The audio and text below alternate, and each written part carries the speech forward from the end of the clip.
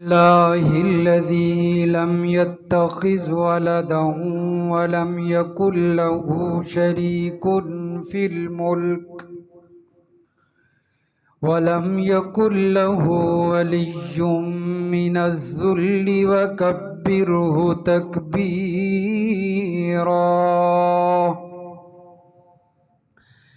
أما بعد فأعوذ بالله من الشيطان الرجيم. بسم الله الرحمن الرحيم. ولكل أمة جعلنا منسكا ليذكروا اسم الله على ما رزقهم من بهيمة الأنعام فإلهكم إله واحد فله أسلموا وبشر المخبتين. وقال الله تبارك وتعالى في مقام آخر: لن ينال الله لحومها ولا دماؤها ولكن يناله التقوى منكم كذلك سخرها لكم لتكبروا الله على ما هداكم وبشر المحسنين. سبحان ربك رب العزة عما يصفون وسلام على المرسلين والحمد لله رب العالمين. اللهم صل على محمد وعلى آل محمد كما صليت على إبراهيم وعلى آل إبراهيم إنك حميد مجيد. اللهم بارك على محمد وعلى آل محمد كما باركت على إبراهيم وعلى آل إبراهيم إنك حميد مجيد.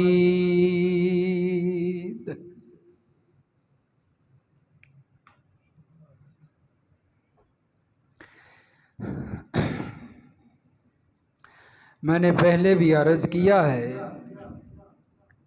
کہ جب خطبہ کے آخر میں درود شریف پڑھا جاتا ہے تو تمام احباب مل کر درود شریف پڑھا کریں، ثواب ملتا ہے، نیکیاں لکھی جاتی ہیں۔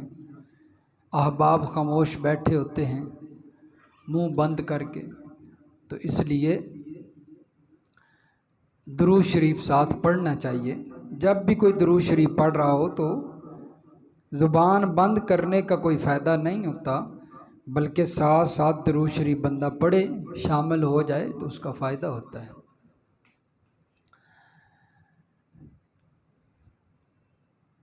ذو الحجہ کا مہینہ اللہ کی توفیق سے شروع ہو چکا ہے،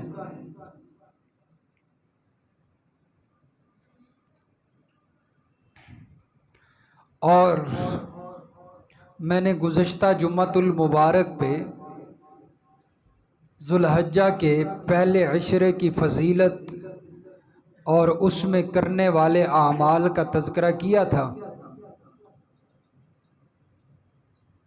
کہ کون سے عمل جو ہے وہ پہلے عشرے میں کرنے چاہیے،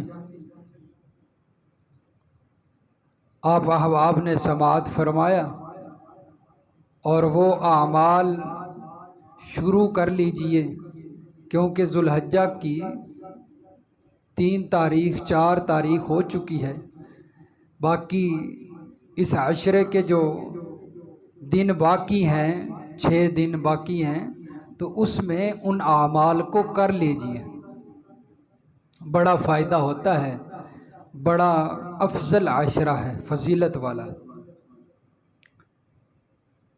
اور جس کو اعمال یاد نہیں تو وہ ویڈیو محفوظ ہے تو وہ دوبارہ سن سکتا ہے۔ یہ جو ریکارڈنگ ہوتی ہے اس کا مقصد یہی ہوتا ہے تاکہ احباب جو ہے وہ نہیں جو سن سکے یا جو بھول گئے ہیں وہ دوبارہ سن لیں۔ میرے نام سے وہ چینل ہے مولانا حمزہ ندیم آفیشل، اس پہ جو ہے وہ جمعہ ہوتا ہے، تو دوبارہ سن کے ان اعمال کو کر لیجئے۔ بہرحال یہ جو عشرہ ہے اس کے اندر اللہ رب العزت نے بڑے بڑے اعمال رکھے ہیں۔ حج کا عمل ہے جو پورے سال میں ایک دفعہ آتا ہے، اور پھر اسی عشرے میں اللہ رب العزت نے ایک بہت بڑا عمل رکھا ہے جس کا نام کیا ہے؟ قربانی۔ یہ بھی پورے سال میں ایک ہی دفعہ آتا ہے۔ تو حج کے حوالے سے تو اس سے پہلے جمعہ پہ گفتگو ہو چکی ہے، آج انشاءاللہ العظیم قربانی کے حوالے سے چند باتیں عرض کروں گا اللہ کی توفیق سے، اور پھر اس کے بعد اللہ ہم سب کو اس پر عمل کی توفیق عنایت فرمائے۔ قربانی یہ صرف جانور کے ذبح کرنے کا نام نہیں ہے۔ قربانی کسی جانور کو کاٹ کر اس کے گوشت سے لطف اندوز ہونے کا نام نہیں ہے۔ قربانی جانور کو ذبح کر کے عید کے دن لذیذ پکوانوں سے شکم سیر ہونے کا نام، پیٹ بھرنے کا نام نہیں ہے،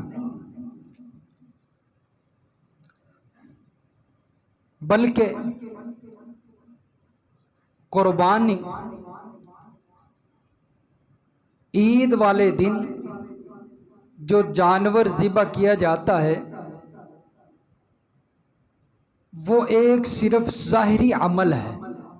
جانور ذبح ہوتے ہیں نا، وہ ظاہری عمل ہے جو ہمیں نظر آ رہا ہے، جو بلا شبہ ایک صاحب استطاعت پر ضروری ہے، جو طاقت رکھتا ہے اس پر کیا ہے جی؟ ضروری ہے کہ وہ قربانی کرے۔ تو یہ جو جانور ذبح ہوتے ہیں یہ تو ہمارے آنکھوں کے سامنے ایک ظاہری عمل ہے، اصل کیا ہے؟ جس طرح کہ میں نے عرض کیا کہ محض گوشت کھا لینا اور مزے اڑا لینا، لطف اندوز ہو جانا، پکوان بنا لینے، تکے بوٹیاں بنا لینی، اس کا نام قربانی نہیں ہے۔ ہم تو اسے قربانی سمجھتے ہیں نا، ہم سمجھتے ہیں کہ شاید یہی قربانی ہے، بلکہ اللہ رب العزت نے یہ جو قربانی والا عمل ہے یہ اتنا اہم عمل ہے اور اتنا بلند ترین عمل ہے اور اتنا وسیع و عریض عمل ہے کہ اس کی حقیقت کو اگر سمجھا جائے تو اس میں اللہ رب العزت نے ایک فلسفہ اور حکمت رکھی ہے جو جس سے ہمیں کئی اسباق اور کئی دروس ملتے ہیں۔ اس قربانی والے عمل سے کئی سبق اور کئی دروس ہمیں ملتے ہیں جو اس کے اندر پوشیدہ ہیں، چھپے ہوئے ہیں۔ تو آج میں چاہتا ہوں کہ اسی اسباق اور انہی دروس کے بارے میں گفتگو ہو جائے جو اس عمل سے ہمیں ملتے ہیں اور جو اس کے اندر چھپے ہوئے ہیں۔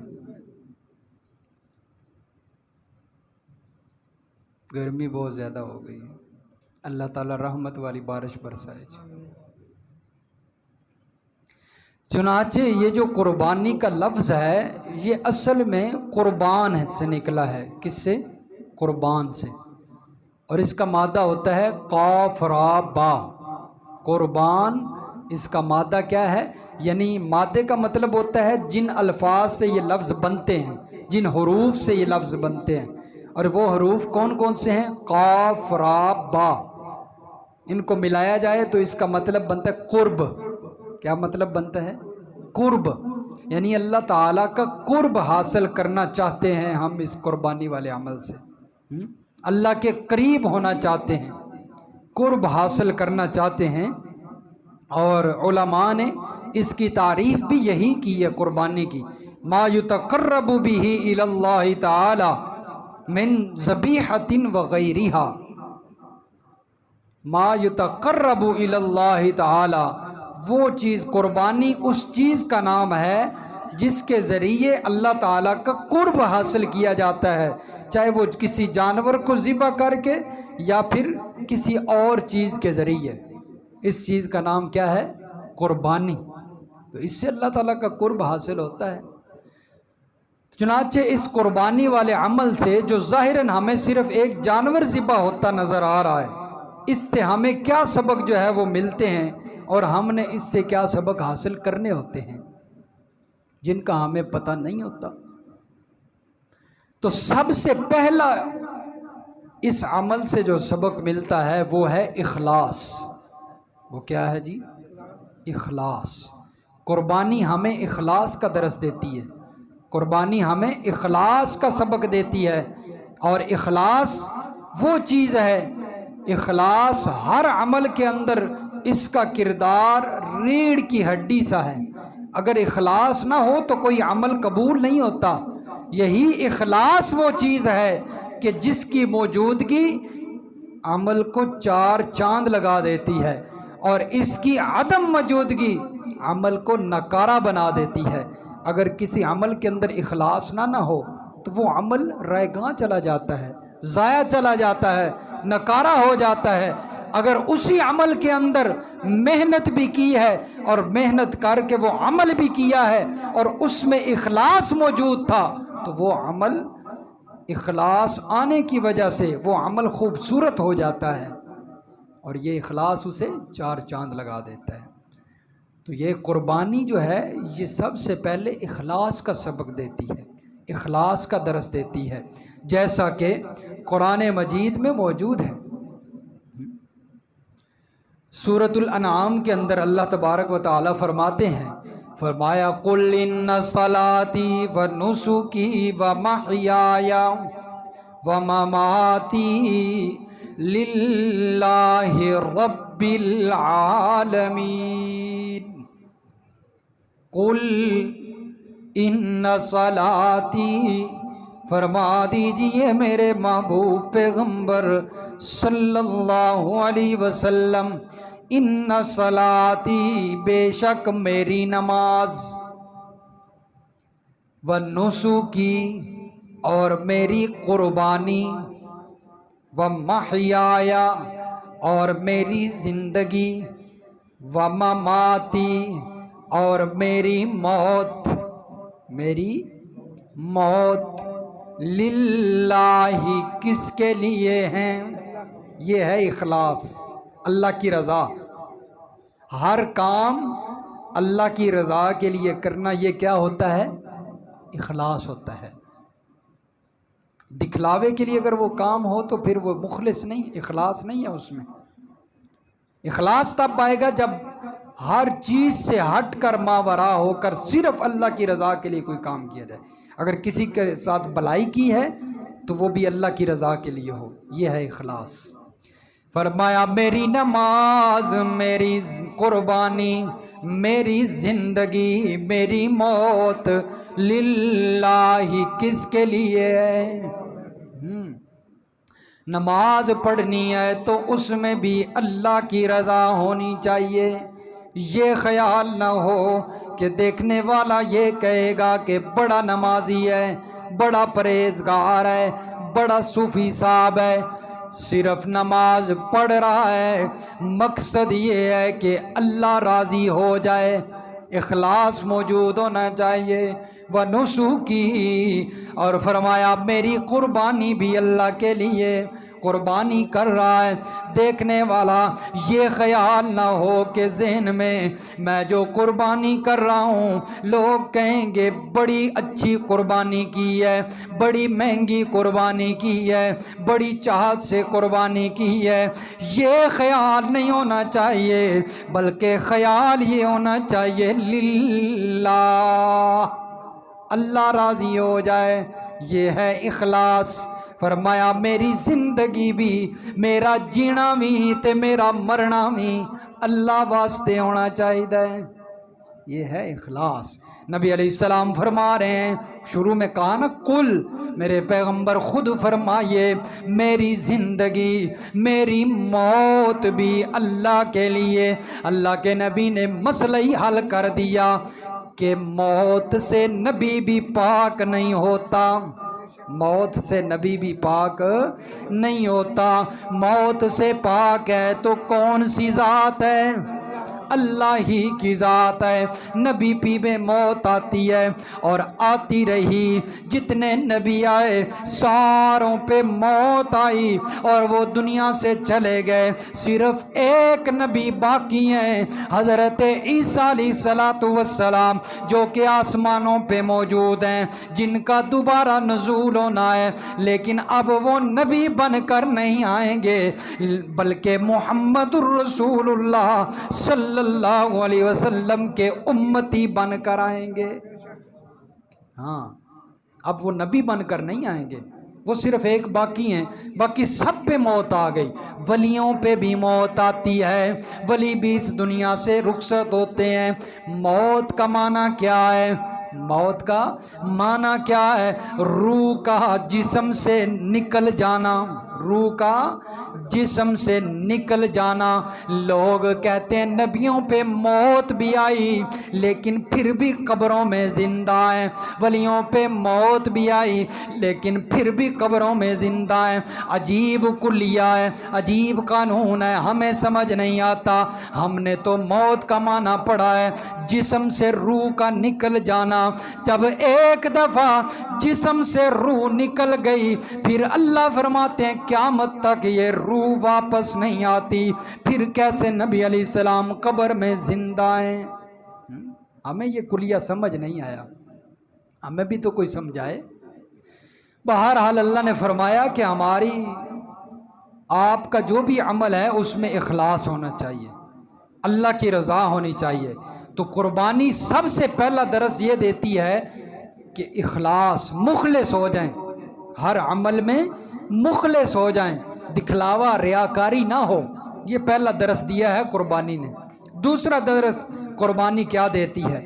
فرمایا دوسرا درس قربانی، دوسرا سبق یہ دیتی ہے کہ قربانی والا عمل جو آپ کر رہے ہیں اس سے آپ کے دل میں تقوی آ جانا چاہیے۔ کیا آ جانا چاہیے؟ تقوی، ڈر، تقوی، پرہیزگاری، یہ ہونی چاہیے آپ کے دل میں۔ یہ قربانی دوسرا سبق دے کے جاتی ہے جو ہم عمل کرتے ہیں اتنا بڑا سال کے بعد۔ جیسا کہ رب العالمین نے قرآن میں فرمایا لَن يَنَالَ اللَّهَ لُحُومُهَا وَلَا دِمَاؤُهَا وَلَكِن يَنَالُهُ التَّقْوَىٰ مِنكُمْ۔ اللہ فرماتے ہیں جو تم قربانی کرتے ہو، جانور ذبح کرتے ہو، اس کا گوشت، اس کا خون، یہ اللہ کو نہیں پہنچتا، پھر اللہ کے پاس کیا پہنچتا ہے؟ فرمایا وَلَكِن يَنَالُهُ التَّقْوَىٰ منکم، تمہارا تقوی، تمہاری پرہیزگاری یہ اللہ کے پاس پہنچتی ہے۔ گوشت تو تم کھاتے ہو، خون جو ہے وہ بہہ جاتا ہے، اللہ کے پاس تو یہ نہیں پہنچتا، پھر اللہ کے پاس کیا پہنچا؟ فرمایا وَلَٰكِن يَنَالُهُ التَّقْوَىٰ مِنکُم، تمہارا تقوی، تمہاری پرہیزگاری اللہ کے پاس پہنچی ہے۔ وہ اگر دل میں ہوگی تو پہنچے گی، دل میں نہ ہوئی ڈر نہ ہوا، پرہیزگاری نہ ہوئی تو کیسے پہنچے گی؟ اس لیے میرے دوستو قربانی ہمیں دوسرا سبق یہ دے کر جاتی ہے، یہ سبق سکھلاتی ہے، یہ درس دیتی ہے کہ لوگوں اپنے دلوں میں پرہیزگاری پیدا کر لو، تقوی پیدا کر لو، اور جس وقت انسان کے دل میں تقوی آ جائے، پرہیزگاری آ جائے، اللہ کا ڈر اور خوف دل میں آ جائے، پھر بندہ گناہوں کے قریب نہیں جاتا، اللہ کی نافرمانیوں کے قریب نہیں جاتا، خلاف سنت عمل نہیں کرتا، بلکہ اس کی ساری زندگی محمد الرسول اللہ صلی اللہ علیہ وسلم کی سیرت کے مطابق گزرنے لگتی ہے۔ یہ ہے تقوی، پرہیزگاری، گناہوں سے بچ جانا۔ حضرت عمر رضی اللہ تعالیٰ عنہ نے ایک صحابی سے پوچھا بھی تقوی کیا ہے؟ وہ فرمانے لگے کہ کبھی ایسا موقع آیا ہو کہ آپ کا گزر ایک کانٹے دار جھاڑی جو ہے اس سے ہوا ہو، اور آپ وہاں سے کیسے گزریں گے؟ فرمایا کہ میں تو وہاں سے گزرتے ہوئے اپنا سارا لباس، اپنے کپڑے سمیٹ کر گزروں گا، تاکہ کوئی کانٹا جو ہے وہ کپڑوں سے نہ لگے، جس کی وجہ سے کپڑے خراب ہو جائیں گے، پھٹ جائیں گے، تو میں کپڑوں کو سمیٹ کر گزروں گا۔ فرمانے لگے یہی تقوی ہے کہ اپنی زندگی کو اس طریقے سے گزارنا کہ تمام قسم کے گناہوں سے اپنے آپ کو بچا کر اور سمیٹ کر گزرنا کہ کوئی گناہ آ کر آپ کی زندگی کو خراب نہ کر دے، جس طرح کوئی کانٹا آپ کے کپڑوں کو خراب نہ کر دے۔ آپ کو ڈر ہوتا ہے، اسی طرح آپ کو ڈر ہونا چاہیے کہ کوئی گناہ آپ کی سیرت کو عیب دار نہ کر دے۔ یہ ہے تقوی۔ تو یہ قربانی دوسرا سبق دے کر جاتی ہے، بے انسانوں اپنے دلوں میں تقوی پیدا کرو، پرہیزگاری پیدا کرو۔ اور تیسرا سبق قربانی کیا دے کر گئی؟ جو قربانی والا عمل ہے، یہ تیسرا سبق کیا، تیسرا درس کیا دیتے؟ فرمایا یہ تیسرا درس اور تیسرا سبق یہ دیتی ہے، توحید والا سبق دیتی ہے۔ کون سا سبق جی؟ توحید والا سبق دیتی ہے۔ جیسا کہ اس سے پہلے میں نے آیت پڑھی ہے، فرمایا قل ان صلاتی و نسکی و محیایا۔ مشرکین مکہ عبادت کیا کرتے تھے، لیکن بتوں کے نام کی کیا کرتے تھے، غیر اللہ کے نام کی کیا کرتے تھے۔ رب العالمین نے فرمایا اے مسلمانوں تم بھی عبادت کرو، لیکن صلاتی و نسکی و محیایا و مماتی، تمہاری قولی عبادت بھی، تمہاری فعلی عبادت بھی، تمہاری بدنی عبادت بھی، تمہاری مالی عبادت بھی للہ، کس کے لیے ہونی چاہیے؟ اللہ کے لیے ہونی چاہیے۔ قربانی مالی عبادت ہے، نماز ہم پڑھتے ہیں یہ فعلی عبادت ہے، زبان سے ہم ذکر کرتے ہیں، پکار کرتے ہیں، یہ قولی عبادت ہے۔ فرمایا تینوں قسم کی عبادتیں تمہاری للہ رب العالمین، یہ صرف اللہ کے لیے ہونی چاہیے۔ یہ صرف کس کے لیے ہونی چاہیے؟ اللہ ہی کے لیے ہونی چاہیے۔ اور یہی سبق جو قربانی دے رہی ہے، توحید والا سبق، آپ دیکھیے کہ جس ہستی کی یہ سنت ہے، سنت ابیکم ابراہیم، نبی علیہ السلام سے پوچھا گیا یہ قربانی کیا ہے؟ فرمایا یہ تمہارے بابا حضرت ابراہیم علیہ السلام کی سنت اور طریقہ ہے۔ تو اس ہستی کو دیکھیے، قرآن مجید نے اس کا تذکرہ کیا ہے اور اس کی اس انداز میں کیا ہے کہ انہوں نے اس مسئلہ توحید کی خاطر اپنا گھر بار چھوڑ دیا، آگ میں جانا برداشت کر لیا، اپنے رشتہ دار والدین کو چھوڑ دیا۔ فرمایا اس ہستی کی یہ سنت ہے۔ پھر فرمایا جب یہ سنت پر تم عمل کر رہے ہو تو پھر اس ہستی والا جو عقیدہ ہے، عقیدہ توحید، وہ بھی تو تمہارے اندر ہونا چاہیے۔ عقیدہ توحید، حضرت ابراہیم علیہ السلام کا عقیدہ جو قرآن نے بیان کیا ہے. اور میرے دوستو یاد رکھیے گا، ہم جتنی بڑی قربانی کر لیں جتنی مہنگی قربانی کر لیں، پیسہ خرچ کر کے 3 4 قربانیاں کر لیں، لیکن اگر حضرت ابراہیم علیہ السلام جن کی یہ سنت ہے ان کا عقیدہ ہمارے اندر نہ ہوا، ان جیسا عقیدہ نہ ہوا، تو ہماری یہ ساری قربانیاں رائے گاہ جائیں گی، ضائع جائیں گی، کوئی بھی قربانی قبول نہیں ہوگی. ان کا عقیدہ کیا تھا، میں اس کو بھی ذرا جو ہے وہ ساتھ جو ہے وہ بیان کرتا چلا جاؤں، تھوڑا سا جو ہے وہ مختصر. باقی موضوع تو ہمارا یہ ہے کہ قربانی سبق کیا دے کر جاتی ہے، لیکن عقیدہ بھی ضروری ہے تاکہ لوگوں کو پتہ چل جائے اور ہماری قربانیاں جو ہیں وہ قبول ہو جائیں، ضائع نہ ہو جائیں. فرمایا میرے پیغمبر وَاذْكُرْ فِي الْكِتَابِ إِبْرَاهِيمَ إِنَّهُ كَانَ صِدِّيقًا نَبِيًّا. ذکر کیجئے میرے پیغمبر ابراہیم علیہ السلام کا. کون سا پیغمبر؟ إِنَّهُ كَانَ صِدِّيقًا، جو بڑا سچا پیغمبر ہے، جو میرا نبی پیغمبر ہے. إِذْ قَالَ لِأَبِيهِ يَا أَبَتِ لِمَ تعبد ما لا يسمع ولا يبصر ولا يغني عنك شيئا. جو اپنے ابا کو دعوت توحید دیتے ہوئے کیا دعوت دیتے ہیں؟ جو اپنے ابا کو فرماتے ہیں اے میرے پیارے ابا جان لما تعبد ما لا يسمع، کیونکہ حضرت ابراہیم کا والد غیر اللہ کی پوجا کرتا تھا، غیر اللہ کی عبادت کیا کرتا تھا. اللہ کے نام کی عبادت نہیں ہوتی تھی، اللہ کے نام کی نظر و نیاز نہیں ہوتی، اللہ کے نام کی منت منوتی نہیں دیتا، بلکہ اب منت منوتیاں نظر و نیاز انہی بتوں کے نام کی دیا کرتا تھا جن کو خود اپنے ہاتھوں سے بنایا کرتا تھا.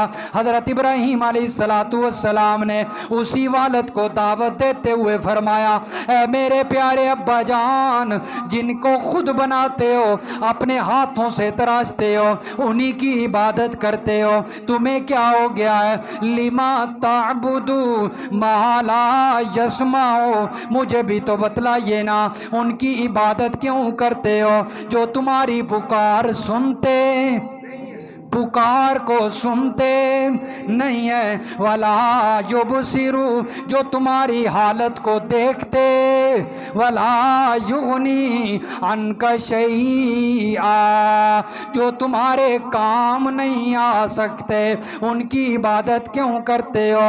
اور میرے دوستو آج بھی جن جن کی عبادت اللہ کو چھوڑ کر کی جاتی ہے، یہ بھی ہماری پکاریں سنتے، یہ بھی ہمیں دیکھتے، یہ بھی ہماری مدد کر سکتے. جب مدد نہیں کر سکتے، دیکھ نہیں سکتے، سن نہیں سکتے، پھر ہم پکار کیوں رہے ہیں؟ پکار کیوں کرتے ہیں ان کی؟ ان کے پاس جاتے کیوں ہیں؟ ان سے مانگتے کیوں ہیں؟ حضرت ابراہیم علیہ السلام نے اپنے والد کو کیا بتایا، کیا دعوت دی؟ اے میرے پیارے ابا جان، پکار اسی کی کرو جو سب کی سنتا ہے، جو سب کی سنتا ہے. پکارو اسے، اسی کے سامنے سجدے کرو جو سب کو دیکھتا ہے، اسی سے مانگو جو سب کے بارے میں کہتا ہے، سب کو حکم دیتا ہے ادعونی استجب لکم، مجھ سے مانگا کرو، مجھ سے لیا کرو، میرے سامنے رویا کرو. ادعونی، خشکی میں ہو، تری میں ہو، جہاں بھی ہو، مجھ سے مانگو، استجب لکم، میں تمہاری پکار کا جواب دیتا ہوں. یہ تھا عقیدہ حضرت ابراہیم کا. اگر یہ عقیدہ ہوا، اللہ فرماتے ہیں میں تمہاری قربانی قبول کروں گا. اگر یہ عقیدہ نہ ہوا، اگر عقیدہ یہ ہوا کہ حضرت علی حجویری داتا و دستگیر ہیں، اگر عقیدہ ہوا امام بری کھوٹی قسمتیں کری کرتے ہیں، اگر عقیدہ ہوا شیخ عبد القادر جیلانی بیڑے پار لگاتے ہیں، اگر عقیدہ ہوا کہ بھکی شریف والے بھی کچھ کرتے ہیں، اگر عقیدہ ہوا قدر شریف والے پیر صاحب بھی کچھ کرتے ہیں، اگر عقیدہ ہوا کہ میں شاہ دولہ کے پاس جاؤں گا اور نوش و پاک پہ جاؤں گا تو میری پکاریں سنیں گے، میری مدد کو پہنچیں گے۔ اللہ فرماتے ہیں تیری 4 لاکھ کی قربانی کیوں نہ ہو، تیری 10 لاکھ کی قربانی کیوں نہ ہو، تیرے اس عقیدے کی وجہ سے، اس گندے عقیدے کی وجہ سے میں تیرا وہ 10 لاکھ بہا دوں گا، قبول نہیں کروں گا۔ اس لیے میرے دوستو عقیدہ صاف ستھرا ہونا چاہیے تاکہ ہماری قربانی ضائع نہ ہو جائے۔ اور پھر جب 7 حصے جس کے کیے ہوئے ہیں ان حصوں میں وہ شریک ہے بندہ، تو خیال رکھنا کہ ان 7 حصوں میں ایک بندہ بھی ایسے عقیدے والا شامل نہ ہو۔ اگر ایک بندہ بھی غلط عقیدے والا شامل ہو گیا جس کا ابراہیم والا عقیدہ نہ ہوا تو باقی 6 کی بھی قربانی ضائع چلی جائے گی۔ بڑی جو ہے پیچیدہ بات ہے، بڑی اہم بات ہے، اس کی جو ہے وہ اس کے بارے میں بڑی آپ نے غور و فکر کرنا ہے۔ تو میرے دوستو یہ تھا حضرت ابراہیم کا عقیدہ جس کی وجہ سے اللہ نے ابراہیم کی قربانی قبول کی۔ تو چنانچہ ابراہیم جو یہ عمل ہے قربانی والا، یہ ہمیں تیسرا سبق کیا دے کر گیا ہے جی؟ توحید ہونی چاہیے، عقیدہ ٹھیک ہونا چاہیے، یہ سبق دے کر گیا ہے۔ اسی طرح یہ جو قربانی والا عمل ہے یہ ہمیں چوتھا سبق یہ دے کر جاتا ہے، اتباع سنت کا پیغام سنا کر جاتا ہے، اتباع سنت کا درس دے کر جاتا ہے کہ میرے دوستو ہر معاملے کے اندر سنت کی اتباع ہونی چاہیے، ہر معاملے کے اندر محمد الرسول اللہ صلی اللہ علیہ وسلم کے طریقے اور سنت کی اتباع ہونی چاہیے۔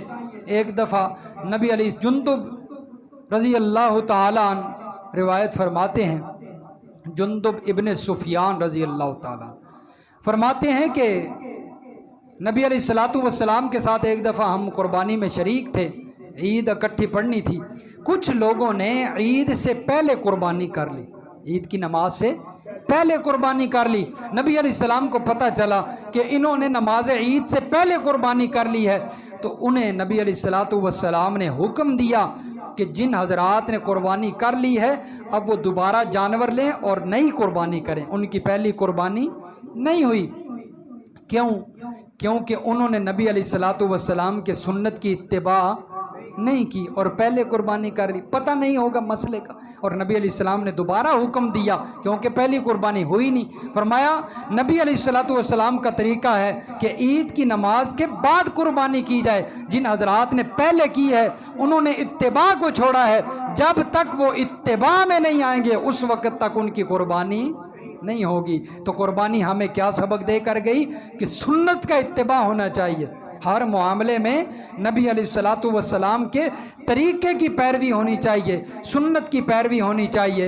اسی طرح یہی قربانی والا جو عمل ہے یہ ہمیں جو سبق دے کر جاتا ہے وہ سبق ہے شکر والا، کہ رب العالمین کا شکریہ ادا کرنا چاہیے، رب العالمین کا شکریہ ادا کرنا چاہیے، جیسا کہ سورۃ الحج اور آیت نمبر 36 میں اللہ تبارک و تعالیٰ نے فرمایا وَالْبُدْنَ جَعَلْنَاهَا لَكُم مِّن شَعَائِرِ اللَّهِ وَالْبُدْنَ جَعَلْنَاهَا لَكُم مِّن شَعَائِرِ اللَّهِ لَكُمْ فِيهَا خَيْرٌ فَاذْكُرُوا اسْمَ اللَّهِ عَلَيْهَا صَوَافَ۔ یہ بدن اونٹ کو کہتے ہیں۔ فرمایا یہ اللہ فرماتے ہیں ہم نے تمہارے لیے اللہ کی یادگاروں میں سے بنایا ہے، یا پھر اس سے مراد قربانی ہے۔ مفسرین کرام فرماتے ہیں یہ جو قربانی والا عمل ہے اللہ فرماتے ہیں یہ اللہ کی نشانیوں میں سے ہے، اللہ کی یادگاروں میں سے ہے۔ لَكُمْ فِيهَا خَيْرٌ، تمہارے لیے اس کے اندر بھلائی ہے، تمہارے لیے اس کے اندر کیا ہے؟ بھلائی ہے۔ فَاذْكُرُوا اسْمَ اللَّهِ عَلَيْهَا صَوَافَ، اللہ فرماتے ہیں جس وقت جانور ذبح کرنے لگو تو اس پر اللہ کا نام ذکر کرنا ہے۔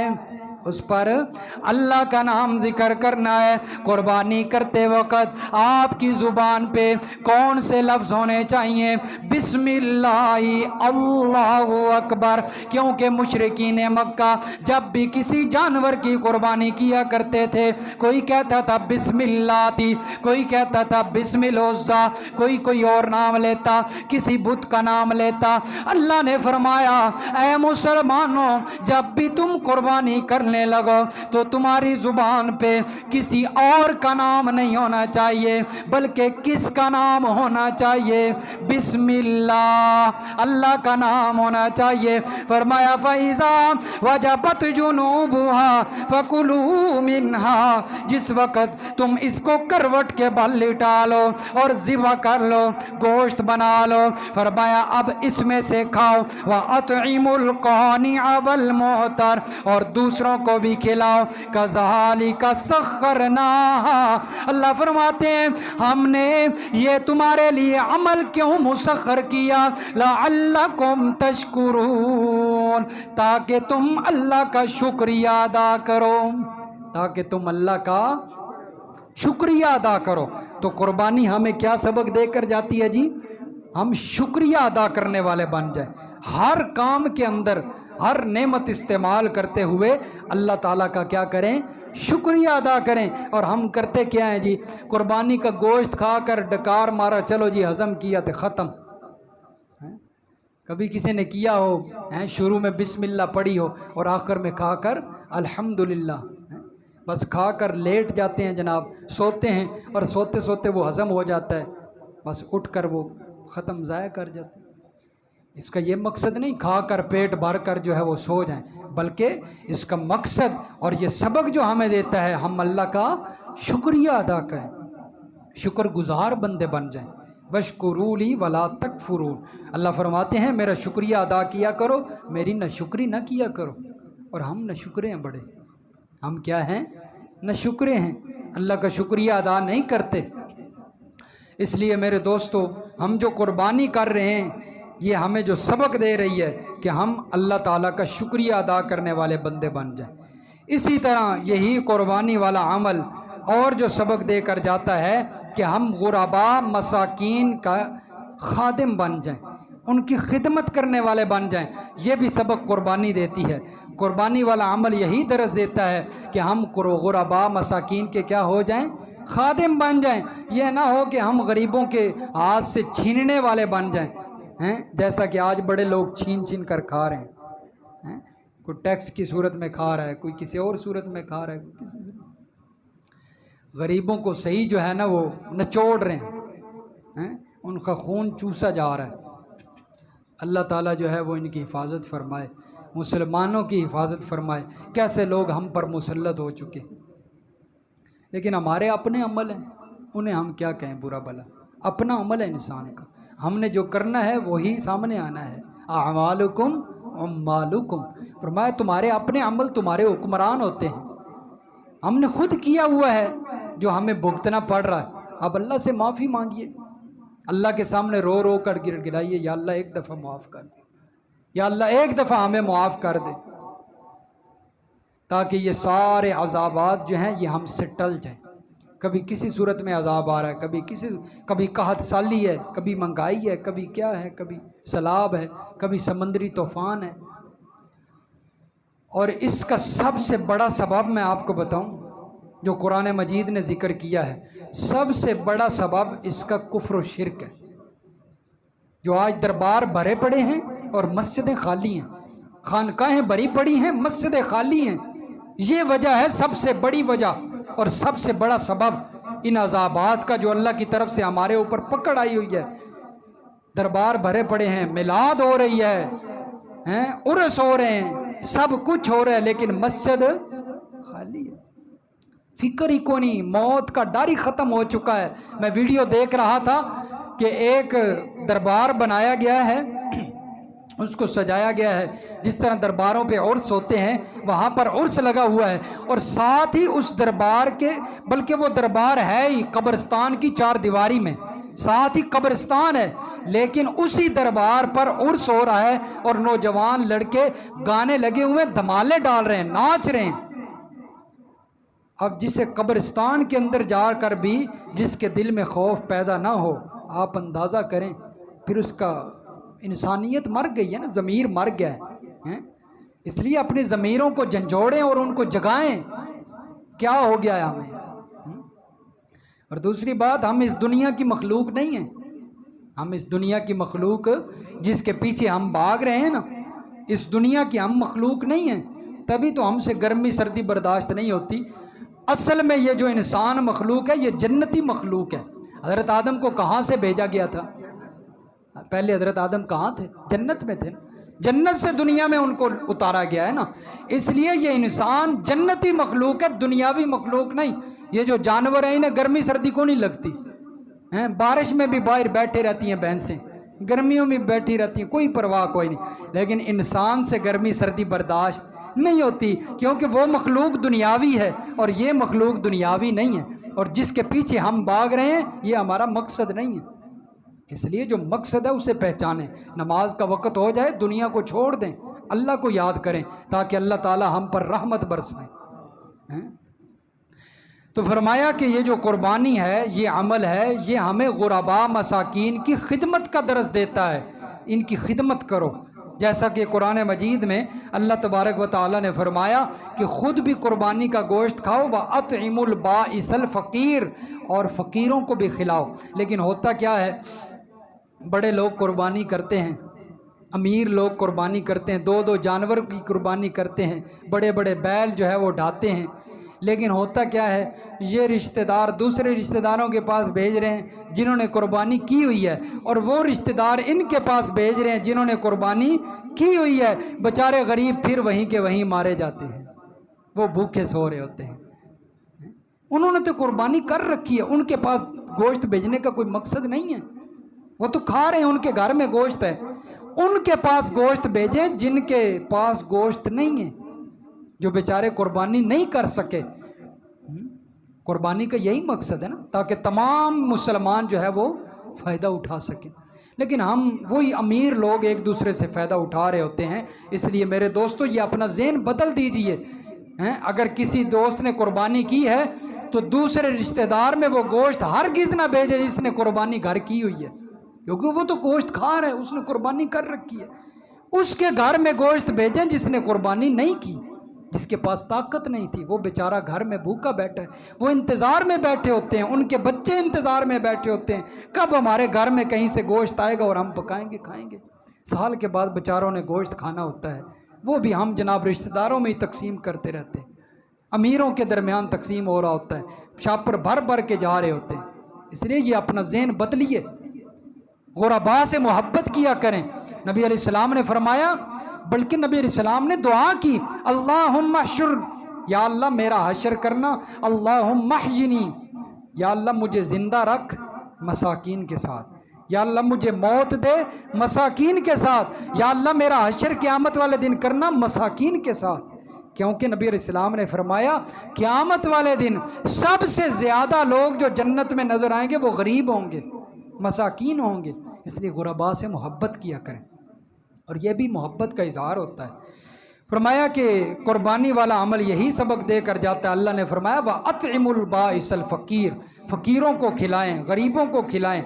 اسی طرح یہ جو قربانی والا عمل ہے یہ ہمیں سبق دے کر گیا ہے کہ آپ جس وقت بھی اللہ کے راستے میں خرچ کرنے لگیں تو اپنی محبوب چیز خرچ کیا کریں، اللہ وہ قبول فرماتے ہیں۔ لن تنالوا البر حتی تنفقوا مما تحبون، فرمایا اس چیز کو ہرگز اللہ قبول نہیں کرتے جو آپ خود اپنی نظروں میں وہ اچھی نہیں سمجھتے۔ لن تنالوا البر حتی تنفقوا مما تحبون، ہرگز تم اس وقت تک نیکی کو نہیں حاصل کر سکتے یہاں تک کہ تم اپنی محبوب چیز جو ہے وہ اللہ کے راستے میں خرچ نہ کر دو۔ اس لیے بہتر سے بہتر جانور ہونا چاہیے، بہترین جانور ہونا چاہیے، اور رضا مقصود ہو اللہ کی، لوگوں کو دکھلانا مقصود نہ ہو، بہترین جانور ہونا چاہیے۔ اور جب بھی خرچ کرنے لگیں جس مال سے محبت ہے اسی کو خرچ کریں نا۔ حضرت ابراہیم علیہ السلام کا جب اللہ نے امتحان لیا ہے قربانی میں تو کیا چیز قربان کرنے کے لیے کہا ہے؟ سب سے زیادہ محبوب چیز، اور میں بیٹے کی قربانی کرو.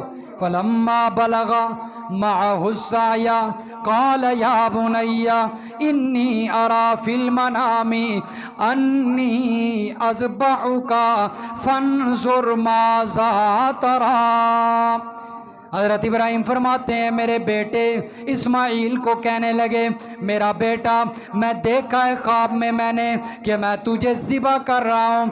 انی اذبحک فانظر ماذا تری، تو اپنی رائے بتا تیرا کیا خیال ہے.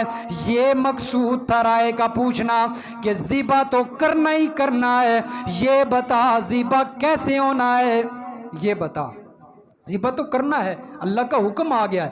حضرت اسماعیل علیہ السلام کہنے لگے ابا جی یا ابت فعل ما تؤمر.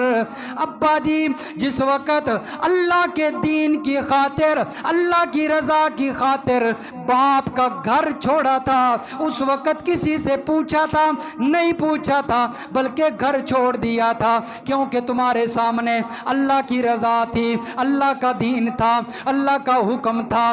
جس وقت آگ میں جا رہے تھے اس وقت کسی سے پوچھا تھا کہ جاؤں یا نہ جاؤں، چلے گئے تھے، چھلانگ لگا دی تھی. اور عمل کرتے ہوئے جس وقت ہمیں بیابان جنگل کے اندر چھوڑا تھا اس وقت کسی سے نہیں پوچھا تھا. اب ذبح کرتے ہوئے مجھ سے کیوں پوچھ رہے ہو؟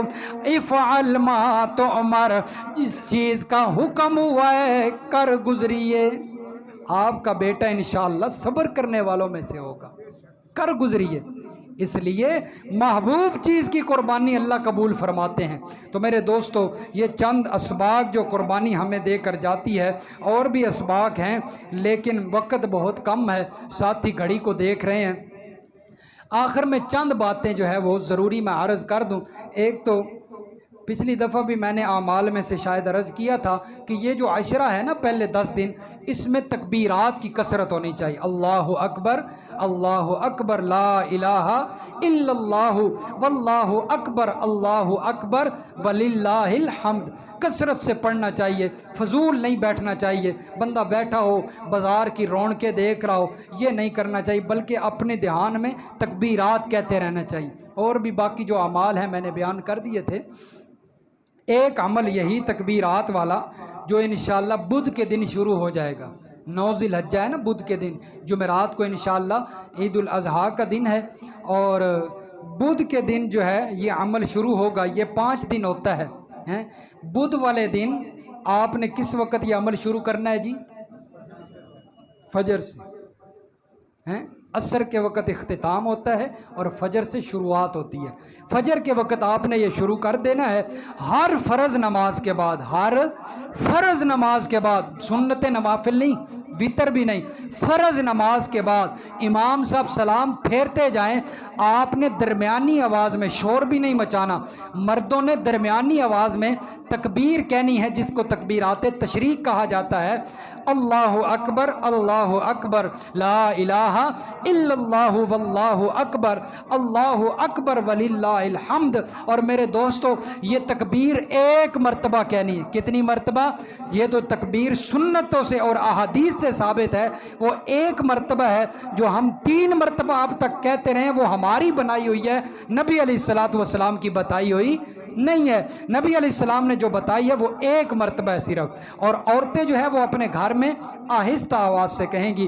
یہ امام کے ساتھ ہو نماز یا اکیلے نماز بندہ پڑھ رہا ہو تو یہ تکبیرات کہنی ضروری ہیں.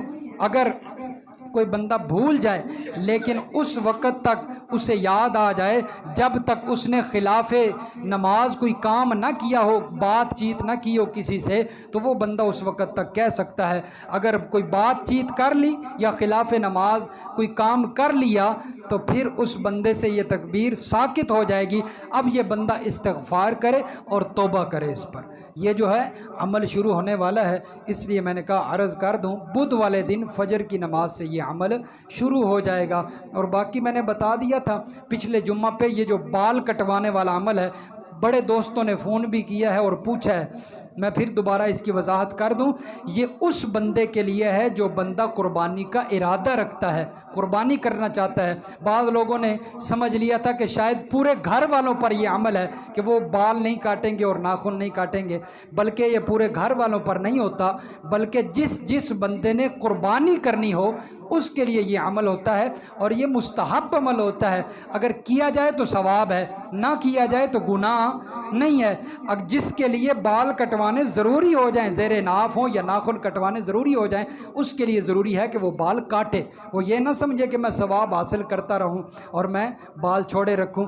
لیکن المیہ یہ ہوتا ہے، بڑا دکھ ہوتا ہے، 10 دن بندہ جو ہے وہ بال نہیں کاٹتا، داڑھی بھی بڑھ جاتی ہے، لیکن کیا قربانی والا دن ہوتا ہے، ایک طرف سنت زندہ کی جا رہی ہوتی ہے اور ایک طرف سنت کاٹی جا رہی ہوتی ہے۔